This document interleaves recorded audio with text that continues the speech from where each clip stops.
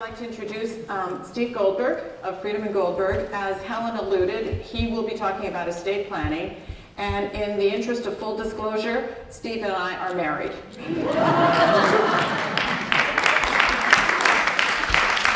So how lucky am I? Really lucky. I wanted to thank Dr. Attree again for an amazing presentation.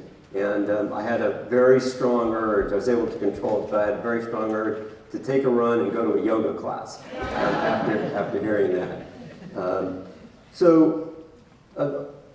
I could make this an extremely short presentation and an obvious one. And so if I were to sum it up in 2 words, I'd say plan early, right? I mean, everything we're hearing today is plan early, whether it's for caring for your brain or for doing estate planning. You do want to get into the attorney's office before there's a noticeable degradation. And I guess one of the points of Dr. Attree's presentation is that we're probably all suffering some degradation once we get to age 21. And maybe that's why the legal drinking age is at age 21, because at that point we have to get out there.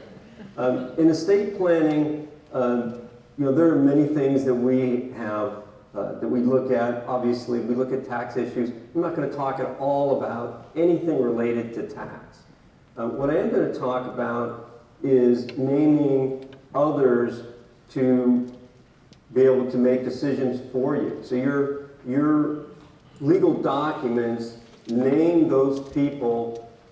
We call them in the legal profession fiduciaries, personal representatives, trustees, who are going to be able to care for you.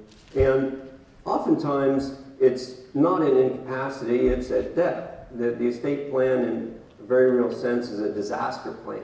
What happens if there's a disaster? When one of them is death, the other one is incapacity and the loss of mental function. So there are several documents that are very important in naming a legal representative. One is in California, the durable power of attorney for property management. And this is literally naming someone who can sign for you on legal documents. The second document that is very important is called an advanced healthcare directive. And these are relatively simple documents to put into place, not really very expensive either. The advanced healthcare directive will name that healthcare advocate. It names the person who can accompany you to doctor's visits, or to sign a consent, or who can consent to the withdrawal of artificially administered life-sustaining treatment. The Advanced Healthcare Directive also can say, hey, I'd like to have my brain donated. And you can put that in the Advanced Healthcare Directive. That is the place that you would want it to be. In California, probably the central estate planning document is called the living trust or revocable trust. And this is a document where you would name a trustee who is probably going to control most of your finances. That person may or may not be the same person as the person you name to make healthcare decisions for you, but they should be able to work together.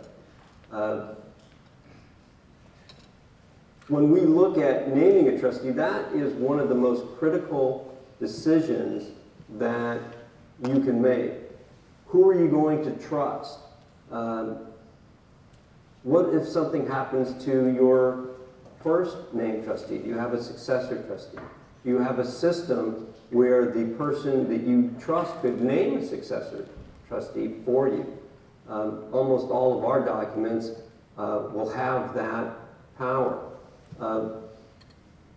We look at having a system of checks and balances. Maybe there's 2 people that are involved.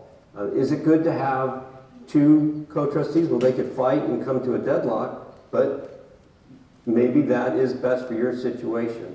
One thing that is very clear to me after 30 years of practice is that one size doesn't fit all.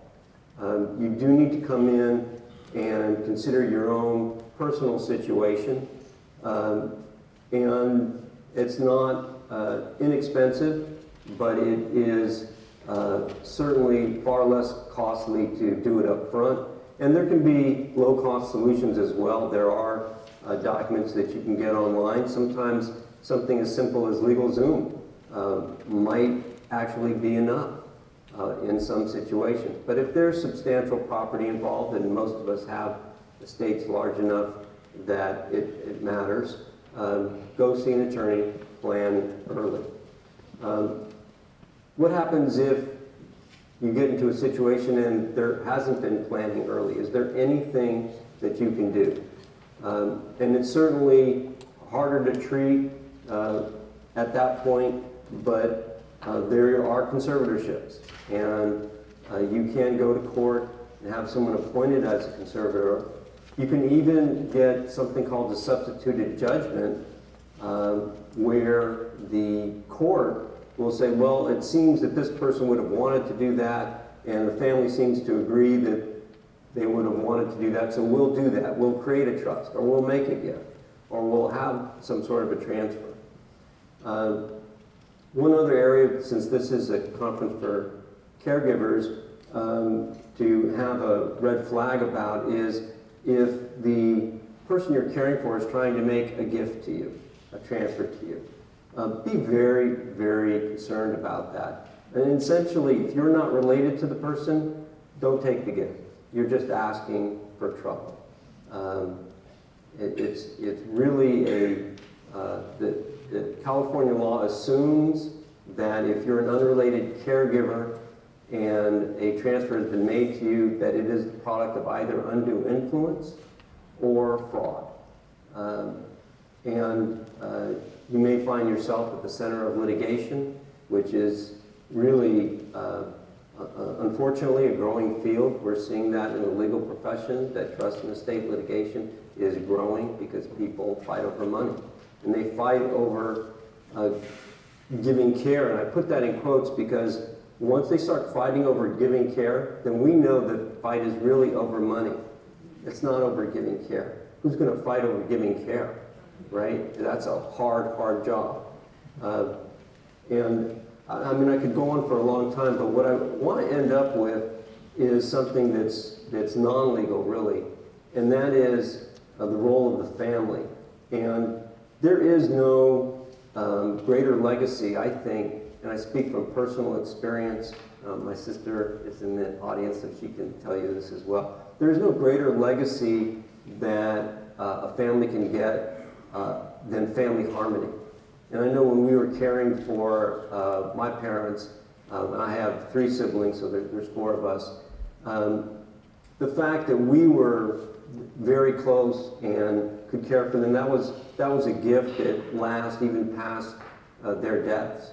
So if a family can sit down and talk together and have some harmony rather than dysfunction, then a lot of things can be accomplished, because even if you don't have planning, if there's family harmony, and you come to me and say, well, gosh, if we go to court and everybody consents who has an interest, the court's going to say, oh, well, we don't have adverse parties here? Great. We'll sign that court order. So that's the greatest gift, I think, that you can have if you have siblings or other people to care. If you can take some time and maybe explain to them what's going on, hopefully you can achieve some degree of communication with them and promote family harmony. That's probably the best estate plan that you can possibly have. And so with that, I'll conclude my remarks, and I think that's it for the panel.